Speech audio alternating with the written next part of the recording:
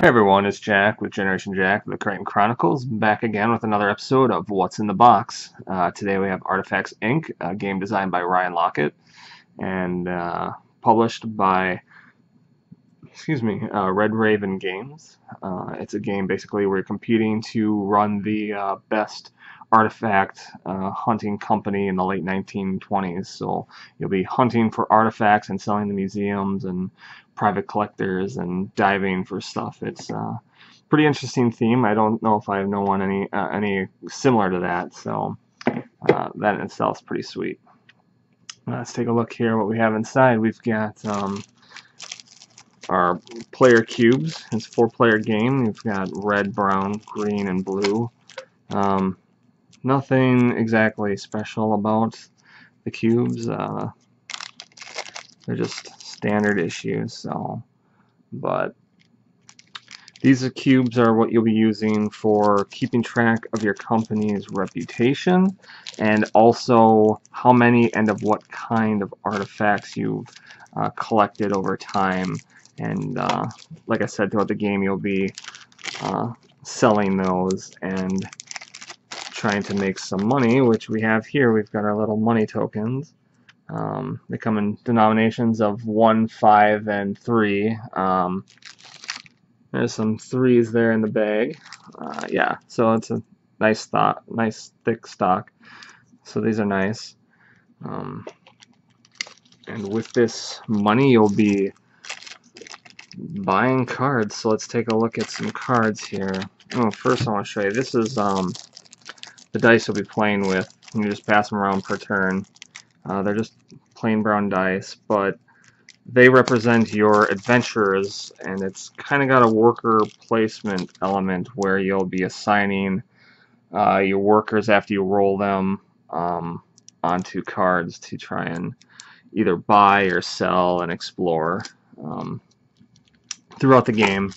Let's take a look at these cards then. There's a handful of different kinds here. We've got let's see, here we go.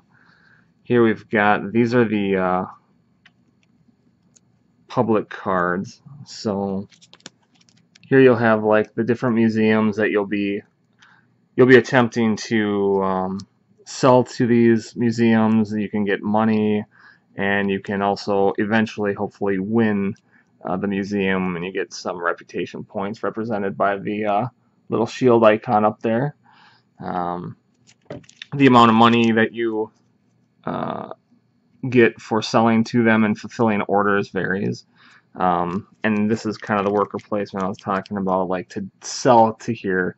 To sell, this one is specifically scrolls. You'll have to assign a die of 1 or higher, so basically any roll, and then you can sell to this museum and get some money.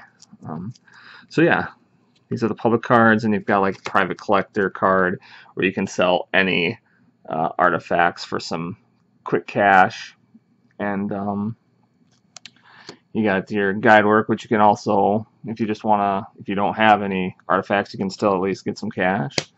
So those are available for everybody to place throughout the game. We got the first player card here, which is pretty self-explanatory, obviously. So yeah, just got the box design on there. The art's really cool. I don't know if you saw this. It's kind of like you're leading someone out. They paid for your guide work to go on an adventure and stuff. So, I really like the art. And here we got our starter cards. Everybody will get, I believe, 4. So they'll get one of each of these adventures, headquarters. Each has a different option. One will let you buy. This is actually dictating how many workers you get, adventures. So you start off the game with 3, but every time, even with this buy option, and I'll go through it, you can buy more asset cards, which is down here. Almost all of these are asset cards. Or you can level up these cards as well as the asset cards. They all have like a level up side, which will get you some reputation. Plus now I'd be able to say, like, if I bought that, I could use 4 workers on my next turn. So there's little upgrades and makes the cards a little more powerful as you play the game, which I thought was really nice. Let's see here. So yeah, so these were all the starter cards. Like I said, 4 per player. They all start the same at the same place, same level. And then let's see here. These are asset cards, and they'll be marked. You've got the A, and eventually here we've got B, and it goes down to E. And these are basically just cards that you can buy. This is the cost. It costs 3 to buy this. And if you do own it and it's on your tableau, you build out a tableau over time with cards that you buy, different assets where your starter cards are. You can pay this price again, and like I said, they've got a leveled up side. So, like I said, it just gives it a little more power, a little more worth.